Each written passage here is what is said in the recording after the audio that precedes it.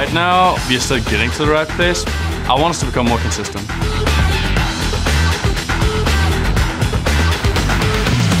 I feel there is still a lot of room for improvement. As soon as you're satisfied with your performance, you will not improve. We now brought in Orianna as our coach, so we're trying to solve out these problems as soon as possible. Feel like we're improving at least. Hopefully this will soon turn around and we'll start winning a lot.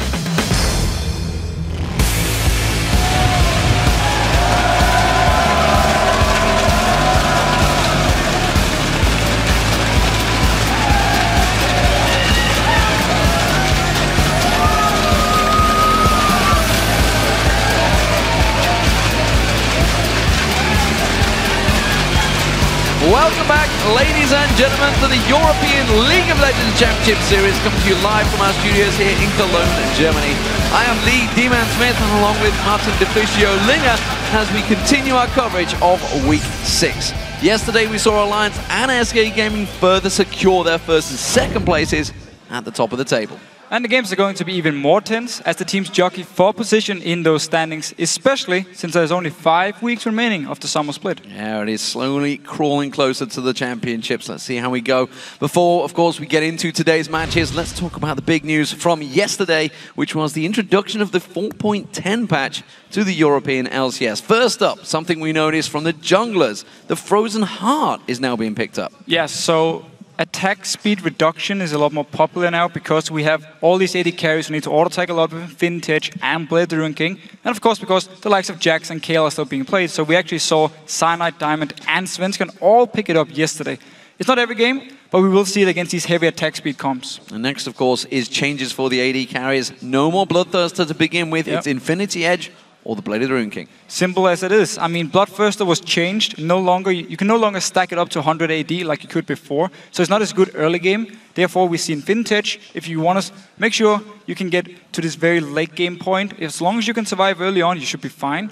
Otherwise, if you want early mid game power, you go for Blade of the Ruined King. And secondly, of course, or thirdly, I should say, really, the Stealth Bomber. No more. We didn't see him yesterday at all. Caitlyn seems to be back. And also the emergence of Ashe for the first time in 2014 in Europe. So simply because both AD carries can build Infinity Edge as the first item, and as long as they get to the late game point, they will be very strong in the team fights. So teams are picking them up now, trying to survive to the late game points. And yeah, it is a bit surprising with Twitch not even being picked or banned yesterday, even though he's actually still very strong with Blade of the Ruined King and Ghostblade.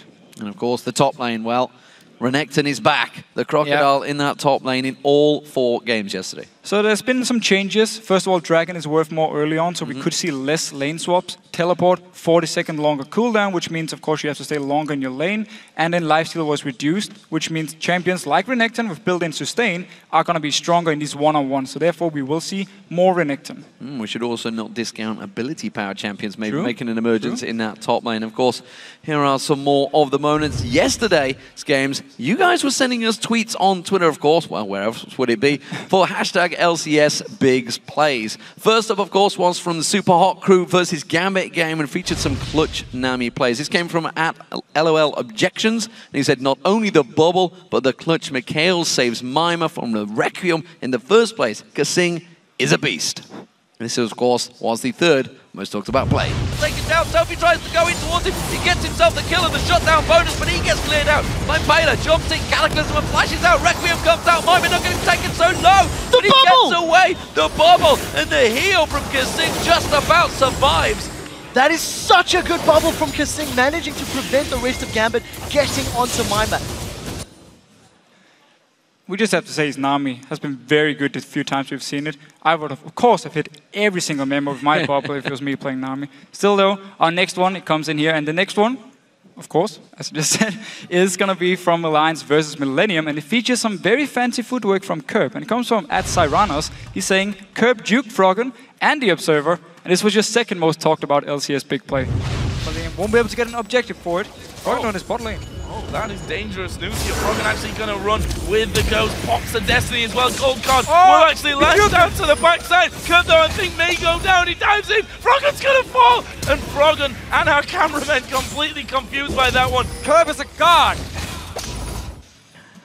I think he juked Joe as well. He completely caught him everyone. out. I mean, the cool thing is he just waits for the gold card to be in the air, then he jumps back. He doesn't like just instantly do it, otherwise Froggen would probably have killed him. There's a dog in the back of the studio who was howling at the pitch that Joe was reaching there.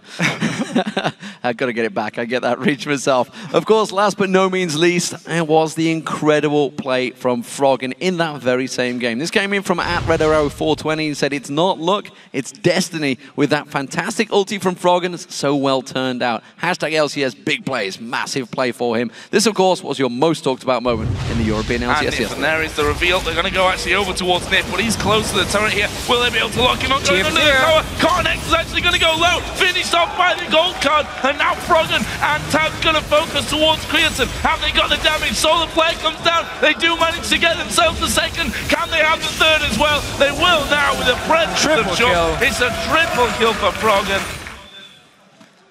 Fantastic, fantastic stuff from Froggen once again, proving why they're the #1 team.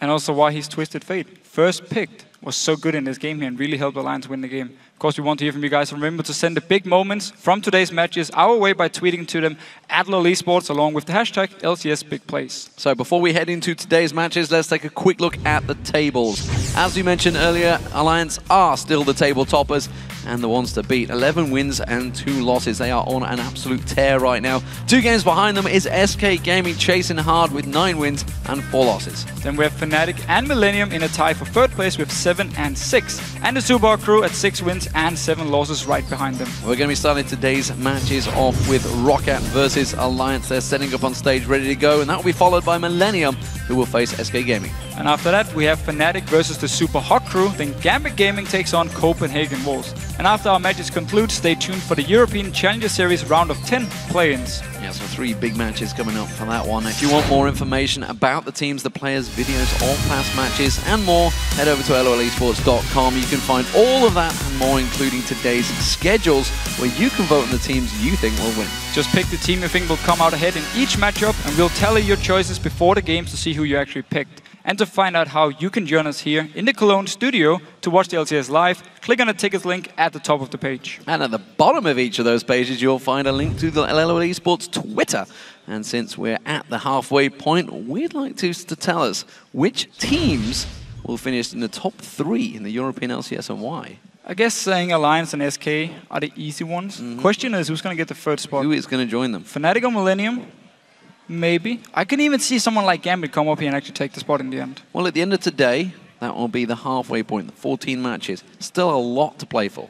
True, very true. Of course, we want to hear your answers, so send them to us at lolesports.com and use the hashtag LCS, and we'll check out the responses and shocks. We'll read our favorites on air a bit later in the day. So let's get the games underway, ladies and gentlemen, as ROC go up against the top of the table, Alliance. The last time these teams met, Alliance came out on top with Froggen pulling out a Nivea for the first time this split. However, ROC were on top in that game for the first 20 minutes with a kill lead, a gold lead, and a tower lead.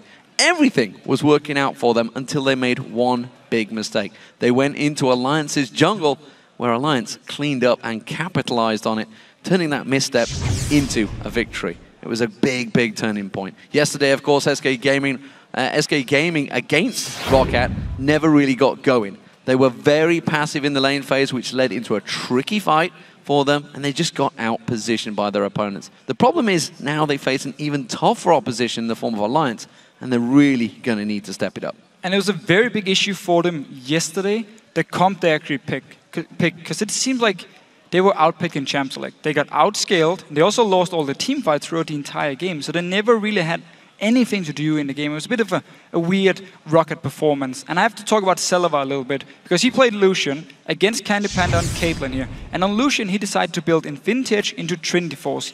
Now, this is a very, very slow build, which means you never really get a point where you're going to be a lot stronger than Caitlyn, where you can punish her for being weak in the mid-game.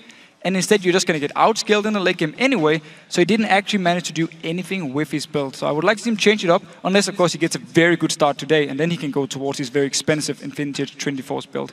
An option could be the Blade of the Ruined King and Ghostblade, like we saw Reckless do yesterday, where you just destroy everyone in the mid-game.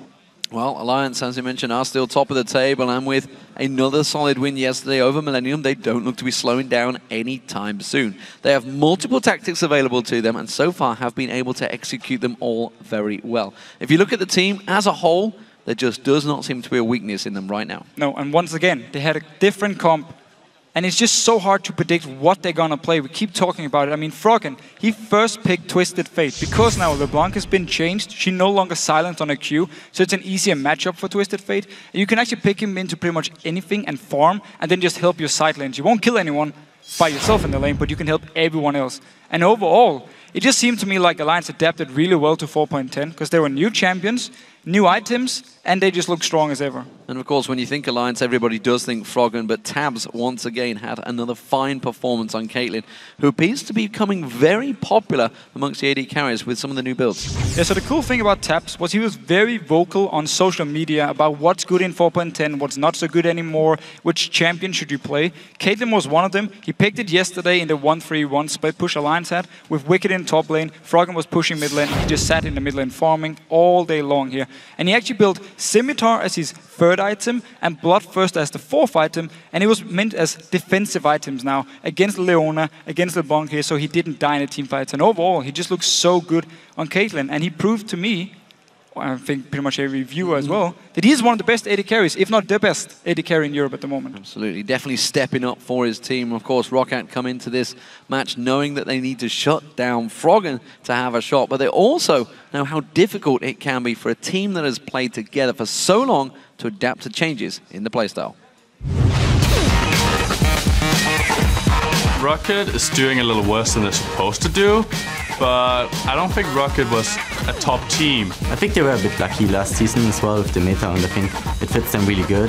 But they were pretty slow in adapting to the new meta, and they were kind of sloppy. There are things we know we should improve, but it's so hard because we play for so long time together that we are just used to that things that shouldn't be happening, and it's really hard to improve on such matters. In Alliance, obviously, playmaker and the guy who is doing everything is Froggen. I think we need to shut him down to manage to win versus them. I think it's all about the mechanics. Like, he always can win the game even if the matchup isn't that good for him, and he's just good.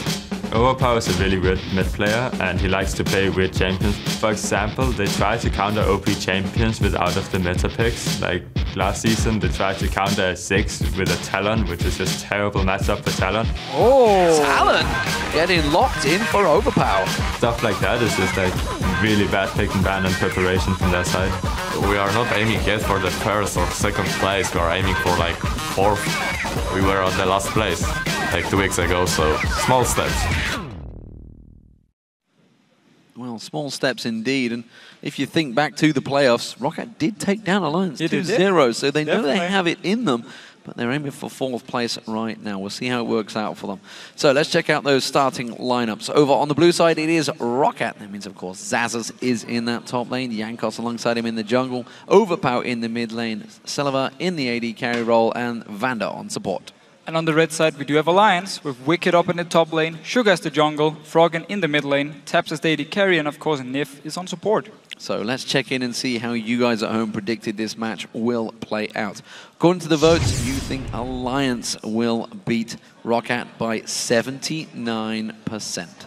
So heavy favorites once again, but still people actually believing in ROC here. And I think, just judging from what Alliance said here in their pre-game video, talking about how they don't like the pick and ban phase from ROC, they think like the meta doesn't really fit them at the moment. If they take them too lightly, they might go in here and be surprised. Well, we'll see how it works out for them. Pick and ban's going to be coming in a moment. We talked about how differences we saw in Europe. Of course, OGN has been on this morning. We've seen some very different styles. A lot of AP champions in the top lane now. Kayle in there, Xaxus in there, along with the Lulu. So Kayle we see often here, but the Xaxus is a new one.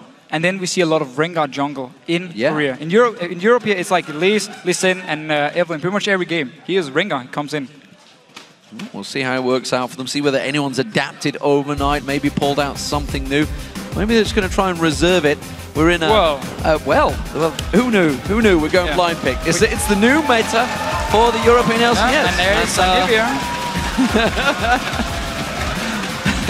They've gone with every champion that they're hoping to get, but we'll see how it works out. MF support. That's going to get remade. Well done, whoever made that game and set that one up.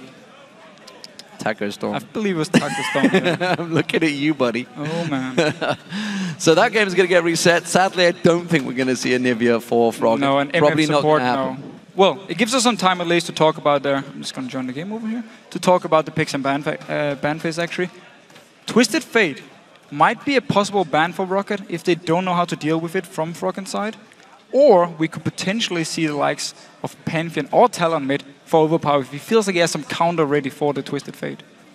We'll see how it works out. Will we see the AD carries? Will Caitlyn be that focus? Of course, yesterday, as we mentioned, we've seen non-stop Celaver going towards Lucian as the AD carry. Well, Tabzz already knows the counter-attack. He saw SK doing the exact same thing yesterday. He was just like, I'll take Caitlyn, and that seemed to work very well yesterday. And it works if Lucian decides to build the same. Yeah. If he builds Infinity into Trinity Force and Infinity into Static Shift, and he doesn't get a good start, he won't really get the power spike against Caitlyn, where he's going to be stronger in these mid-game team fights. Therefore, the Caitlyn pick will outscale him and just do more in the late-game fights. It's what we saw yesterday, where Tabzz played Caitlyn. So if it's the same matchup, I want to see Celaver change up his build, unless, again, he gets a perfect start, gets a lot of gold early on, then he can go towards Vintage. Earlier on, we talked about how Renekton was in every single game. He actually only won one of them, if I recall, which was Wickd when Wickd played it against the Jax. But talking about career, the fact that they've moved to the Mobility Power Champions, maybe it's stronger because the Dawn's Blade's been nerfed and taken down a little bit. Changed, yeah. Wickd doesn't adopt that well to these sort of things. True. I think Renekton could also be a ban. Both top laners want him. He has already proven he can play KL. We'll see whether it gets through. Twisted Fate Morgana being banned out. Morgana, I think, banned out almost every game yesterday. I'd have to fact check that one. Ziggs also taken away. We'll see how that works out for him. So Twisted Fate, Rocket clearly doesn't feel like they have a counter pick ready, so they ban it away from Froggen, and also Renekton actually towards Wickd here. So Xaxus is open, should be the choice then for Xaxus.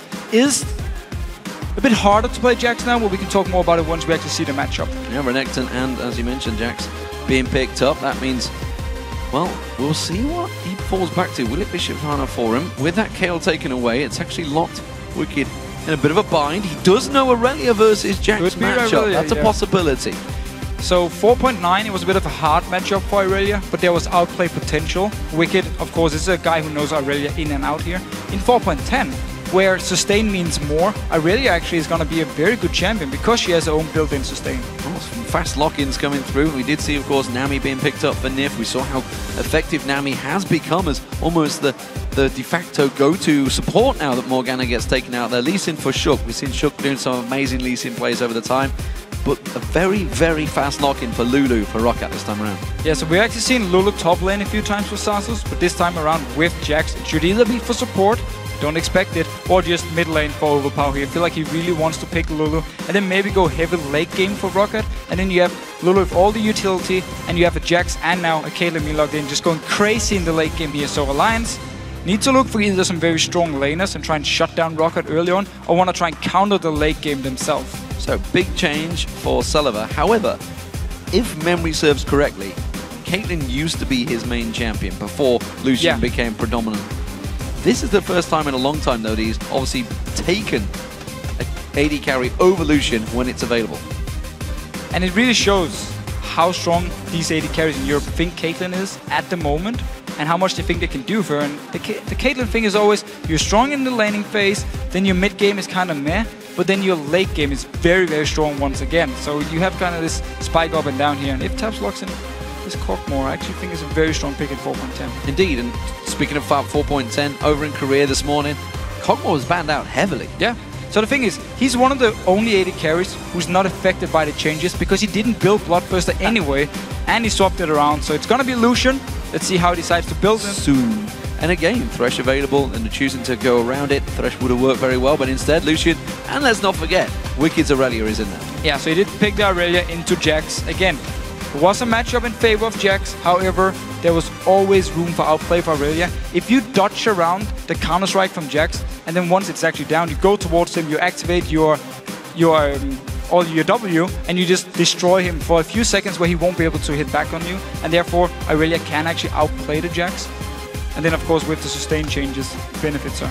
Jankos may well be falling to the champion that's worked the best for him, honestly, during the spring split, which was Elise. And of course, VandeR, with Thresh available, is choosing to go Leona. So Thresh really seems to have fallen away from favor for the supports. Overall, I actually think there's just a lot of viable supports at the moment, and it depends on the player itself who he wants to play. This time around, Rocket are looking at their comp and saying, so we have Caitlyn, we have Jax, we have Lulu. So we already actually have some potential to dive in with Jax and Lulu with Wild Growth. Let's add in another champion who can join in and just jump on the lines, destroy them as soon as possible in these fights here. So they have Leona going in with Jax, with Wild Growth. You have multiple options now to engage fights for Rocket, but still, they really want to go to this late game point with both Jax and Caitlyn. Well, it's been a long time since I saw Froggen playing Orianna. Faker played it this morning. Maybe he got inspired by that. I know for a fact Froggen watches just about every little bit of League of Legends he can, along with playing it.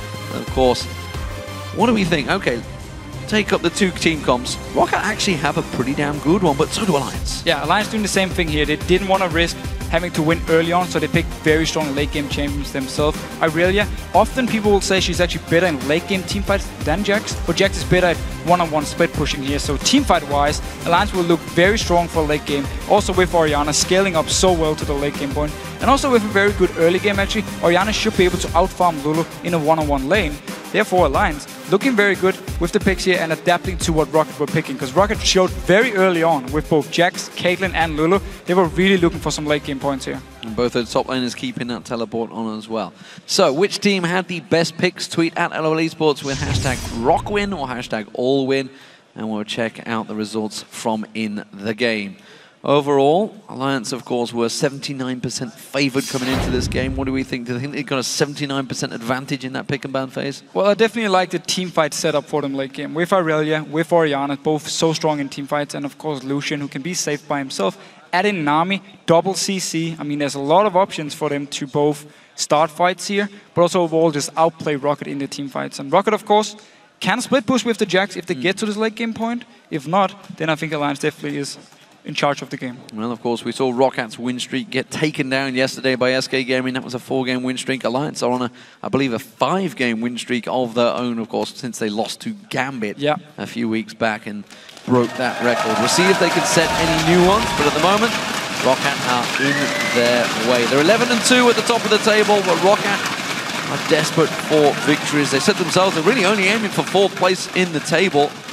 They're going to have to keep getting some wins to try and sustain that spot that currently Millennium and Fnatic hold. So, Alliance setting out. No incredibly new stuff coming out from either team. No wards actually being picked up early on here. We'll see whether they do try and get those early wards in. Surprise, surprise, Shook and Jankos find each other and block the ward placement. So both top laners actually starting with Doran's Blade, even though it was changed. So now it gives lifesteal instead of HP per hit. And it's a big deal for the top lane bruisers, because normally you got 5 HP back per hit. This is a lot early game compared to lifesteal. You need 167 AD before you get 5 HP back per hit. Which means Doran's Blade late game is good, but in the early stages you have a lot less sustain, and it should be in favor of Wickd because he's Irelia, he can heal it by himself, where Xaxus will need to auto-attack a lot more than before to actually sustain himself. 5 gold advantage for Shook there as he smited down one of those little spiders. It was 5 gold that he picked up. Yes, it was. It's about sending a message. It's sending a message. I took out your little spider. So, will they go for an invade? That is the question. You can see Xaxus and Jankos up here in the top. They do have, of course, Wickd in there. And actually, there's movement from Shook. I'm wondering if he's going to stick around. No. I think he's trying to sell a dummy by walking past that ward and going down.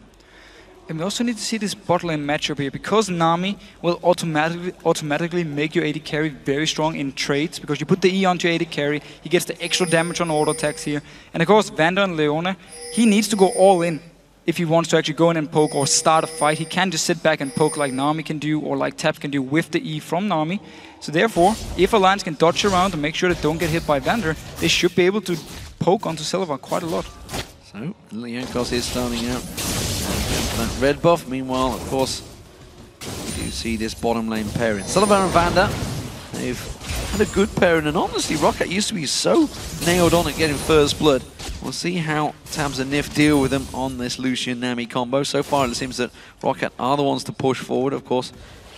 trying to get that level 2 first, which is all important for AD carries. Yeah, and we saw just Leona go down with her E as first spell and just use it through all the minions as soon as the wave arrived, so Caitlyn could just clear it and they could actually get the push going. However, it's going to be about the next few minions going down here who gets the early level 2. And we'll see how Tabzz builds, of course, on this Lucian setup. See whether that tower hit's going to take him down. One is going to finish off that. No problem. CS-wise, very even between these two. No differential. Big differential in the top lane, however, is between Xaxus and Wickd. It's 11 and 4 already. Wickd is going to clear out that wave on the tower, but he's already far behind against this Jax. Yeah, so both top lane and bot lane here for Rocket pushing very hard early on. Xaxus went straight to the minions, did the same thing, just pushed it in, got the early level 2, so Wickd were forced to go back to his tower and just wait for the minions to arrive so he could pick them up here. Means he lost a few minions under the tower, and Xaxus with a very good start so far on Jax. He's making sure he keeps himself even. We'll have to keep our eye on this as it develops and see how they're going to skill out. Wickd, of course, was fairly vocal when I believe it was Darian that played Irelia up against a Jax before, and he said it's really a tricky matchup, so I'm interested to see how it develops. You also saw him in the video, of course, last week saying, I am very worried about this Jax pickup. And again, he's going to have to face it. We see both junglers in this mid lane and looking to set up for ganks. And we often see Shook go mid early on. He wants to get Froggen going as fast as possible. And Overpow pushing the lane very far up here again. Rocket playing very aggressive in the lanes, opening up for Shook to try and set up a gank if he wants to.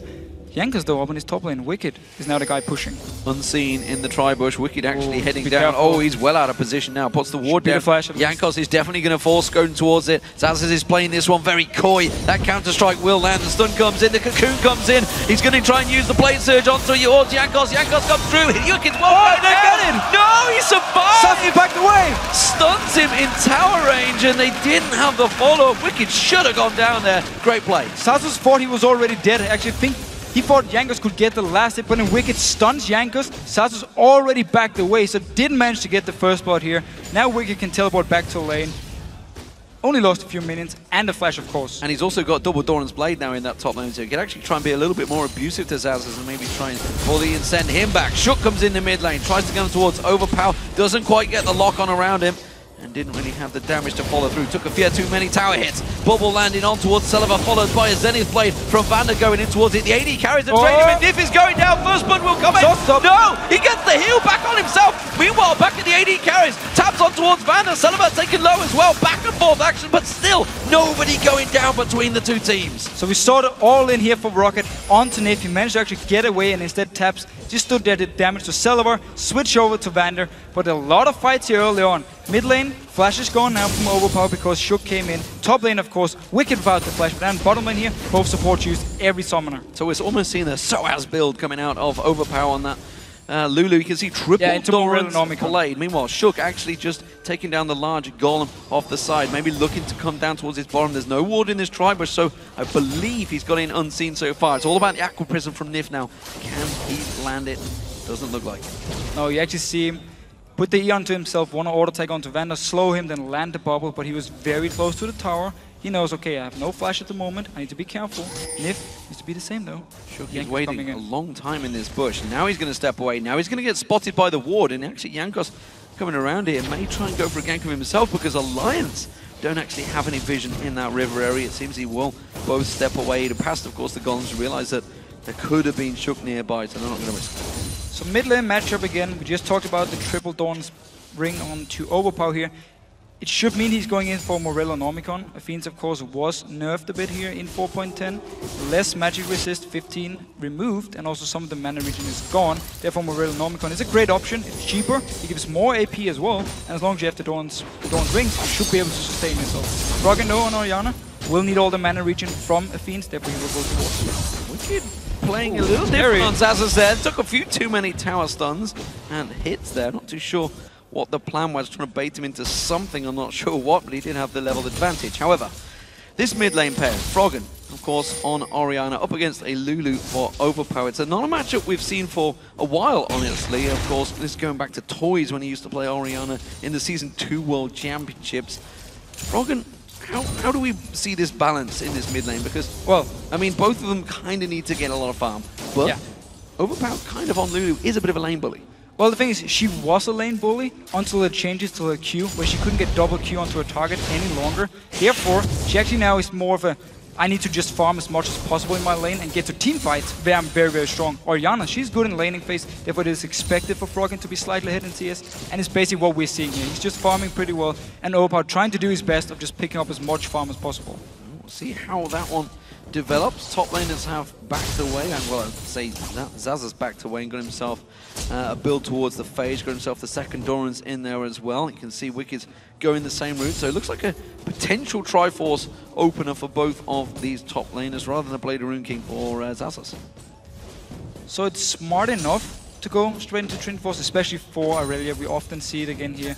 Jax, I mean, if you go Blade of Rune King first, on 4.9. You had a lot more sustain, but now with the Trinity Force for him, he's going to try and be able to dual Wickd for as long as possible. And again, he wants to just farm up. He wants to complete the Blade after the Trinity Force and then just become this monster in one-on-one split push, where Wickd, of course, might look to build more tanky after the Trinity Force and focus on team fights where Irelia is stronger than Jax.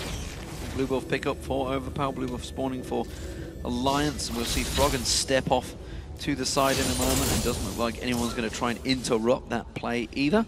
So he's going to head over there. Both AD carriers, actually Celaver did back off and get himself a second Doran's Blade, but it hasn't built into a major item just yet. They're both storing up their gold. I can tell you it's 2,200 gold stacked out on Tabzz right now, 1,600 for Celaver. So it seems, unless there's going to be a quick change to Blade of the Rune King, that actually Tabzz might go for Infinity Edge as well.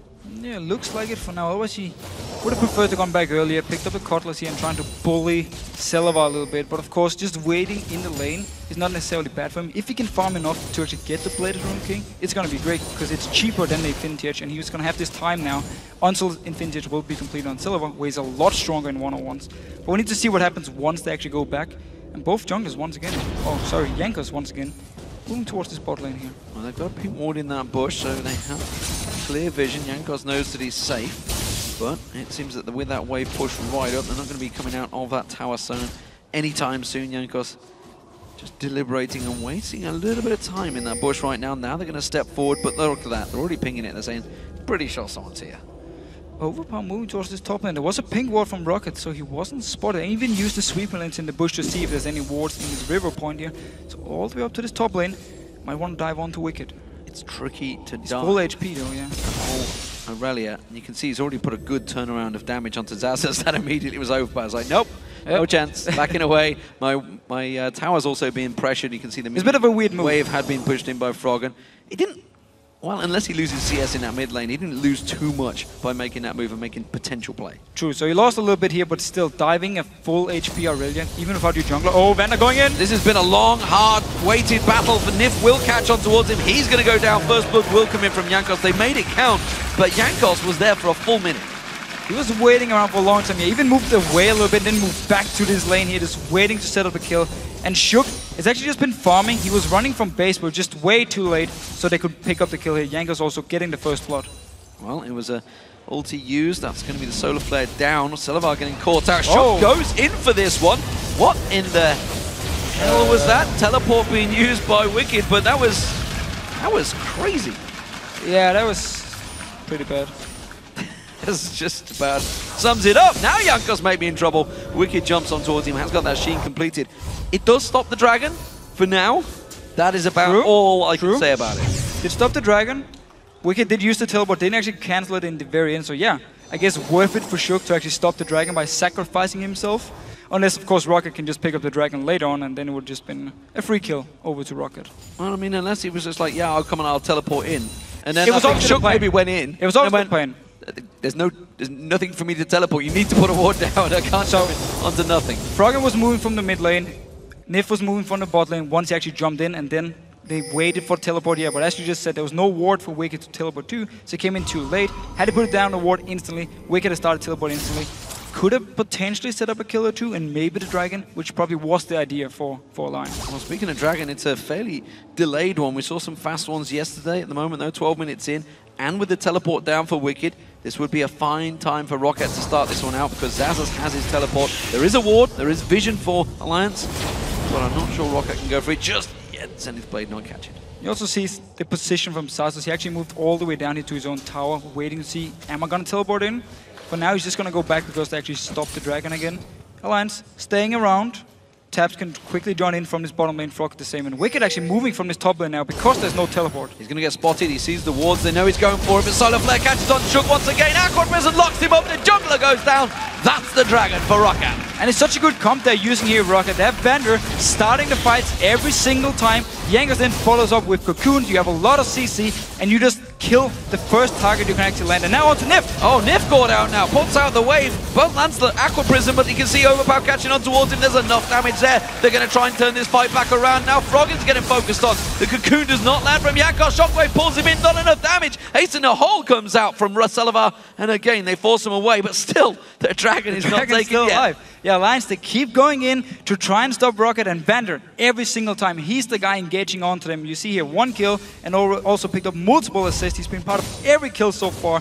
Always him going in, landing the CC, followed up by the rest of Rocket, and they get another kill here. And Alliance, every time they spread out, they just get punished. Well, the delay on that Blade of the Rune King from Tabzz has finally come through. Good culling coming out, actually putting a lot of damage back down on towards Celaver. Celaver himself going for that Infinity Edge, of course, as you would do on Caitlyn. We'll see who has the stronger power right now. You can see Tabzz, of course, bullying Celaver out of lane. Yeah, so Tabzz should be stronger now, and if he decides to go Ghost Blade as the second item, then he's gonna have some minutes where he's a lot stronger than Caitlyn in fights until Caitlyn completes the static shift or Phantom Dancer can start doing some damage back here. But also up in this top lane, both them trading, but they're farming very equal. Well, Wicked's ultimate is up any second now, so he will be able to clear out that entire wave, no problem. That's just come off cooldown, but again, now the Alliance are moving in, and Rocket are way too late to respond to this one. Teleport coming in. Xaxus is going to join the party, but that dragon has gone down already. Can they try and turn it into kills? Shook tries to get away, safeguards out, he's going to get locked in, so it's 1 kill down. Now Nif in trouble. He's trying to get it out of the danger, but he's going to get taken down. 1 more hit should do it. Celaver closes that out. It's 2 kills or a dragon. And now Xaxus needs to get back to this top lane here. Wickd is pushing. No teleport, of course. He stayed in this top lane. Blue buff should go over to Rocket and got 2 kills. Alliance, though, managed to pick up the dragon. Well, that tower doesn't look like it's going to go down anytime soon, so that will stand its ground for now. There is a wave of minions coming in. Xaxus should be back in time to defend it. So in terms of gold, you can see it's still fairly even, despite the fact it's 6-0 to Rocket. This tower's going down in the bottom lane. And the big difference is really in the mid lane here. 167 CS onto Froggen, now on up to 170. Really farming well, destroying actually Overpow in terms of farm, and therefore also keeping the gold fairly even, and also with the dragon for line. Now tower went down, Rocket picked up some gold. So cast your mind back to the last time these teams played. 20 minutes in, Rocket had a fine advantage. They were 4-0 in that game as well, and also had taken the dragon. They had good map coverage, but they went a little too deep, a little too aggressive, and it backfired on them, so they have to really keep that in their mind right now. And as you mentioned, in his mid lane, Froggen is being fairly quiet. That's all he's got to do. He's got his Athenes already. He's just farming up right now to make sure he gets that power spike. Overpow, by the way, he's gone towards an needlessly large rod, so maybe despite the fact, because of course he got them kills, he decided to change his build. Morellonomicon not getting picked up. Shockwave pulls him in. The Aqua Prison does manage to land. Overpow goes down. Shock comes in, and it's a kill for Froggen. Yeah, kill for Froggen here. Really, really good for Alliance at least. Overpow just staying fairly confident in the lane, keeps pushing it up, keeps clearing the wave and go towards the tower. This time around he got punished because the rest of Alliance were there. And yeah, he picked up the death cap early on. He got some farm, he got some early kills, and therefore he could actually go straight towards it. Or he could just be because he doesn't feel like he needs the mana regen yet, and therefore just went straight for death cap. Because I actually do believe he picked up the large rod some time ago, maybe even before he picked up any kills. Interesting between the top laner and jungler there, Wickd and Shook. They went both to the golems there, despite the fact they're level 11. Either of them could have probably soloed that one, no problem at all. Shared the gold, shared the experience. So is that Wickd in the top lane saying, if you want me to keep up with Xaxus, you're going to need to give me a little bit of gold? Could definitely be. I mean, he wants to complete the 24s. If he completes it now, it could be the reason he just... Yeah. So he just needs a little bit of gold, gets the 24s, instant teleports back to lane, just denies the cannon minion as well, and we'll jump him. He knows he has this slight advantage. He's got that 24s complete, wants to put some pressure back down on, and you can see that Blade Shard's taking half the hit points off Xaxus. Xaxus himself will back away. I think...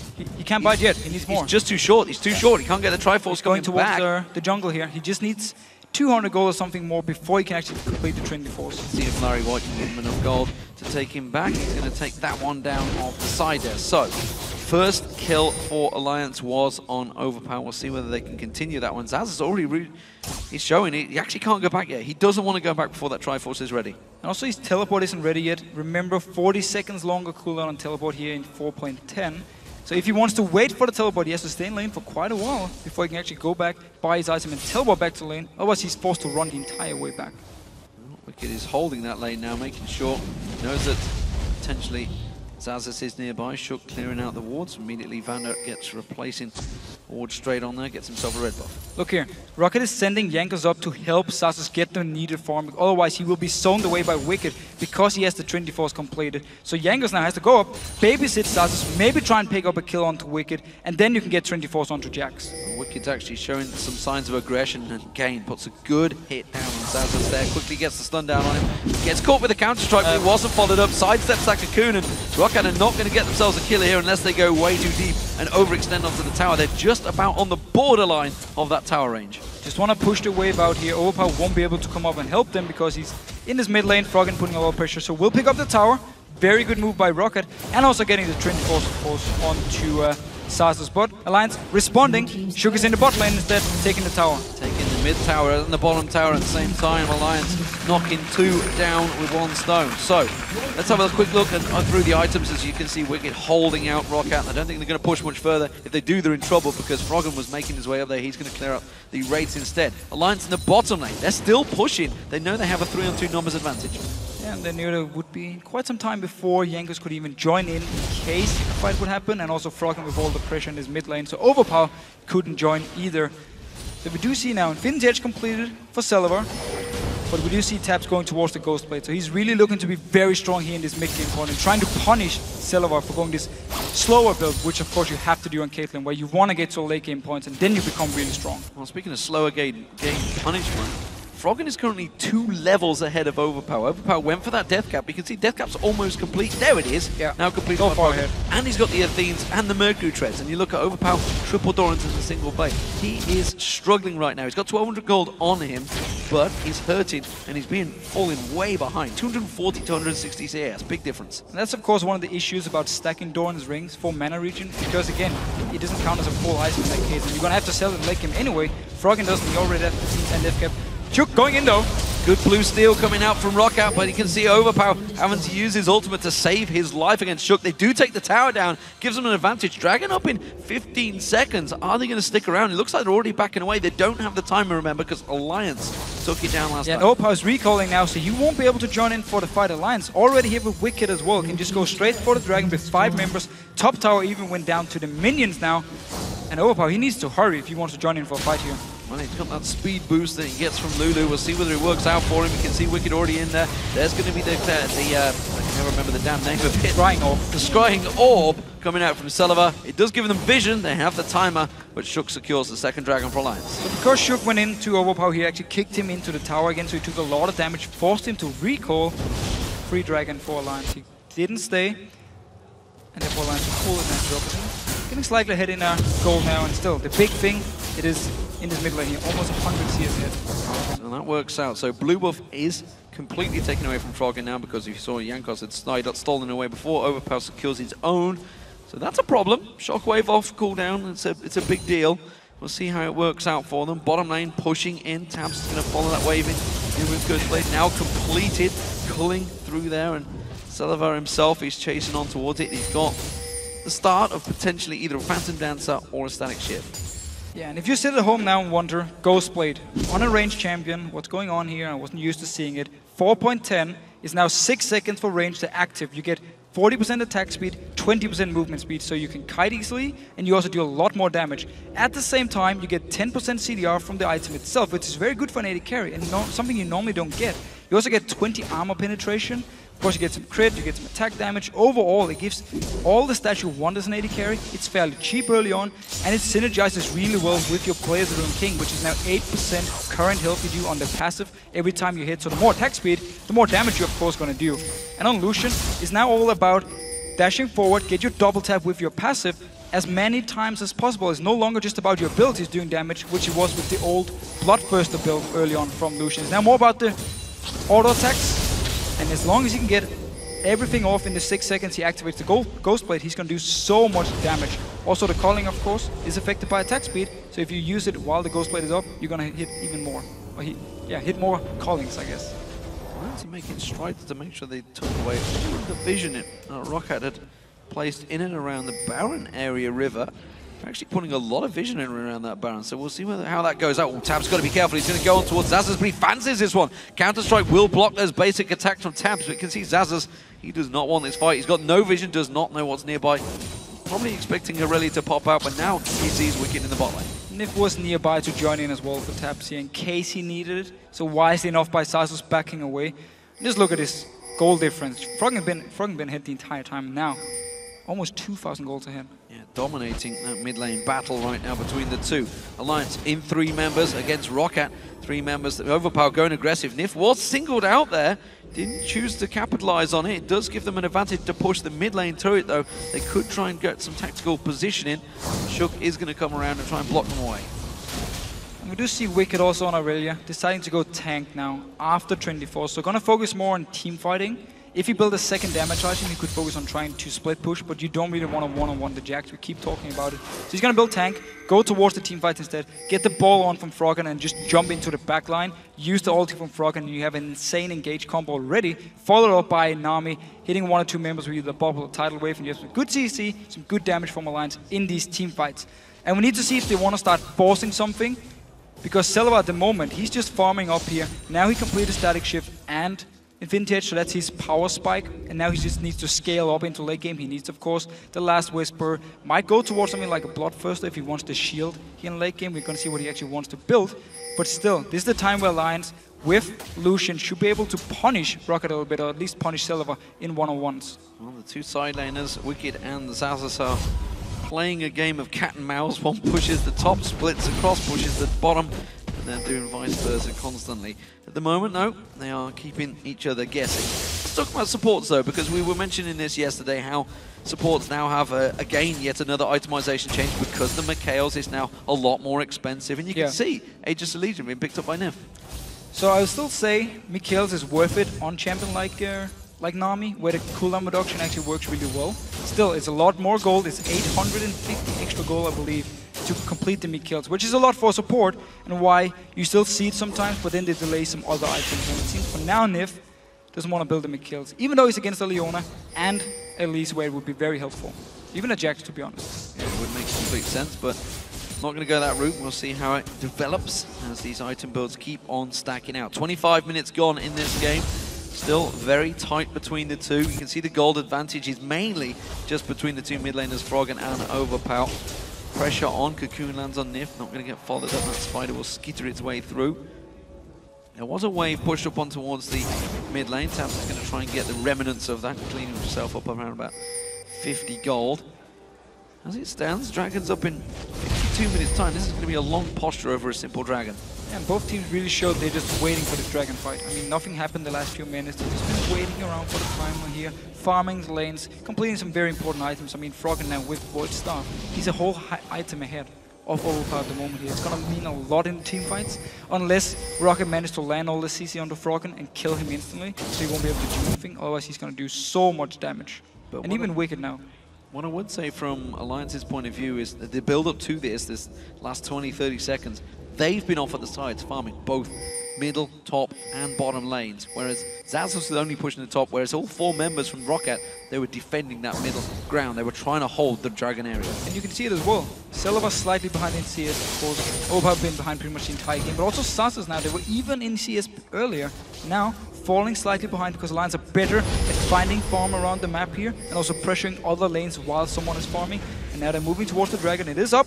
Celaver down this bottom lane here. He should really be with his team. Shouldn't be split up now. Overpower trying to get around the back there. He thought he'd singled out Tabzz. Instead, it's going to be Jankos taking the first bit of poke. Pink ward will get cleared out by Alliance as they keep the vision away. They've got to be careful. ROC could turn in towards that middle turret. That's exactly what they're doing. Smart. They're going to go rush in there. Celaver's going to get caught out though. Wickd jumping on towards him. He's not getting out of that one alive. And he goes down. The Dragon's going to get picked up by Alliance. And now they're rushing towards their mid lane. The middle turret, inner turret goes down though. ROC now they need to make the escape.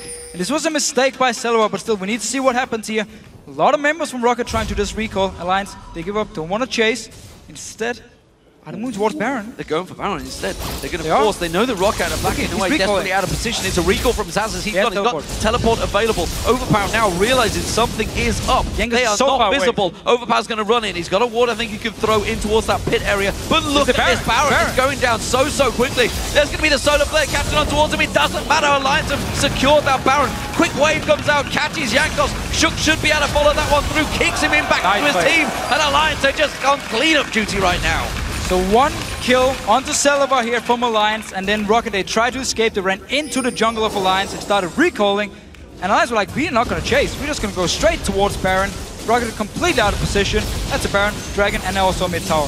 Last time they fought, it was a 20-minute mistake. This time they made it to 25 minutes. And a tactical error. Alliance just catch them out of position. And the inhibitor turret now will fall down. VandeR goes in, Zenith Blade, they don't care. They're still hitting the turret. Now Shook's in low trouble. He's going to get taken low. Xaxus is going to get caught out. He gets dropped down. Froggen picks himself up a kill off the side. And the inhibitor, it goes down. Now Overpow, he's juking. Wickd jumping all over him. Having to use everything he can to escape this one. He's going to get stun locked up there. The ultimate from Wickd going to catch him low. Is it quite enough? One more hit. Froggen comes in. He's going to secure the kill. VandeR's on there now. VandeR's taking low. Froggen gets on towards him. Tabzz picks himself up a kill. They're going to ace the rock out right here, right now. They take him down. He repels. He's got nowhere to go. It's a double for Tabzz.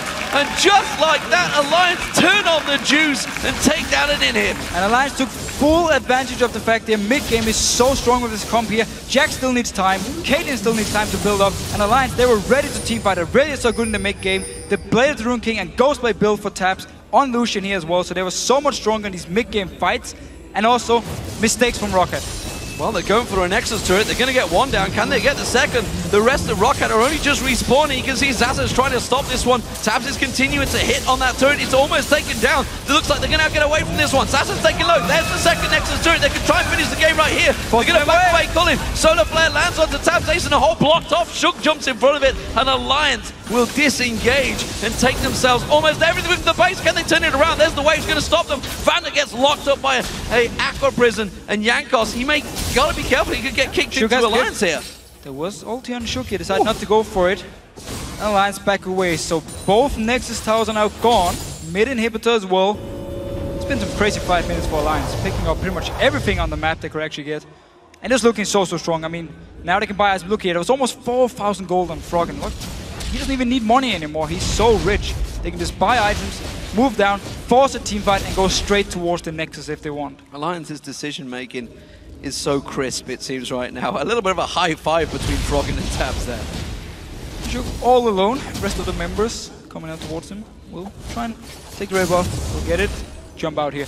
But everything actually starts around the Dragon, where Rocket, they were split up. Celaver was down the spot lane pushing by himself. The rest of the members were around the mid lane. So once Celaver actually moved up to join his team, Celaver.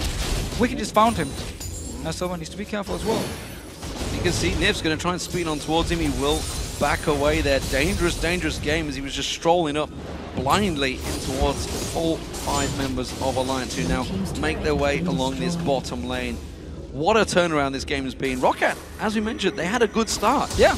It really was only Froggen that had a big lead over them.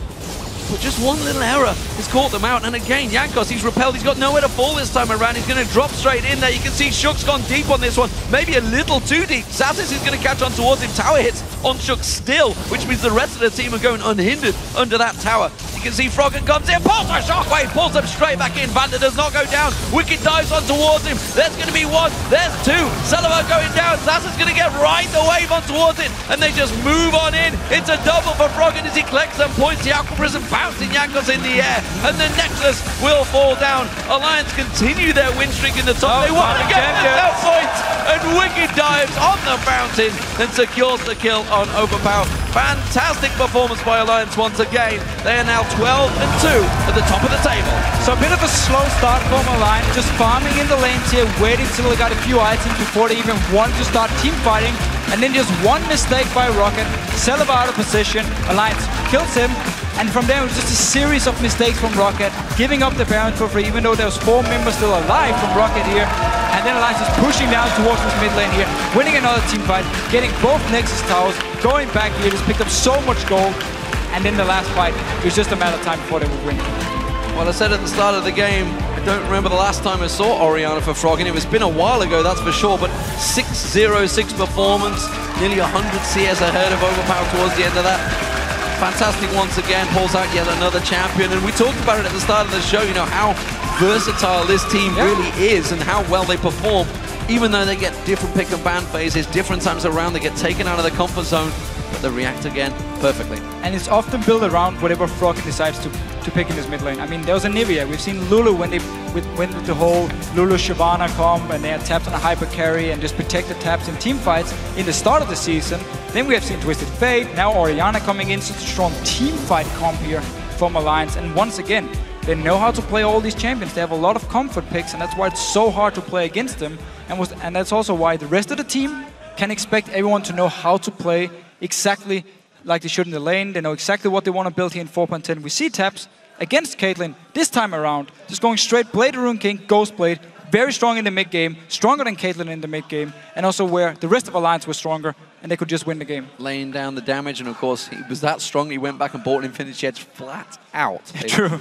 Crazy, crazy stuff. That's how much gold he managed to build up there. Let's talk about the top lane as well, quickly. Jax versus Irelia once again. Wickd, we see him back on his signature champion and doing a fine job. Yeah, very even matchup now with the sustained advantage for Irelia, where Jax is getting hit a bit by the Dawn's Blade. Normally, you're actually going to see either Dawn Shield or Flask now on Jax to sustain himself early on, but they were very even in farm until in the let's say the mid-game part where Xaxus were delaying his Trinity Force a little bit. He didn't have enough gold, and he tried to find some farm, but Wickd just kept sitting in his top lane, kept picking up farm, while the rest of the team were pressuring elsewhere on the map here. So he got ahead, further ahead, we could say, in gold, and therefore also were stronger in these fights, like Irelia should be. Absolutely fantastic stuff. Let's get some words of wisdom over on the stage as Shox is standing by with Nif. Thank you very much, D-Man. I'm Eva, Shox supporter, as you said, joined here by Nif for some words of wisdom. Let's start with the beginning of the game. At any point did you panic when you were down actually 6 kills, or did it all stay calm? Yeah, it was pretty frustrating. The matchup was really bad for our favor on bot lane, so if you give up the first kill, it would just snowball pretty hard. But we kept in the game farming really well, and Froggen did a really good job as well with getting all the camps. And I think we weren't that far behind, and we said it as well that we could fight for it. And then we got a good pick on the Lulu, and that kept us back in the game because we could get the first strike for that, and then the next one, and we just could snowball. And then we have a really, really strong team fight with that comp. So at what point do you decide, now we can go back and now we can go all in? Is it a certain someone getting a certain item? Is it a certain thing that happens? Or when do you decide, okay, we got this now? It's a mix of both. If you pick someone like the Lulu, then you know, okay, we are stronger. Or when you finish certain items like the death cap on Orianna, it's like a huge power spike. And then you know you're just stronger than the enemies. All right, now 12-2 Alliance, and in all the recent patches, actually, you seem to have found your form. What for you stands out about this patch for support? What's your favorite change? You could actually see that it changed a lot, and you see that healing supports might come back, but then on the other side, you have like hard counters like Leona with Ignite. When they kill you once, you die. So if you manage to survive it, then it's actually cool, and maybe Sona will come back, one of my favorite champions. All right, well, maybe she will. Thank you very much. Thanks. And we're going to leave Summoner's Rift behind us for just a second, but when we come back, we're going to break down this game, and SK takes on Millennium. Don't go anywhere.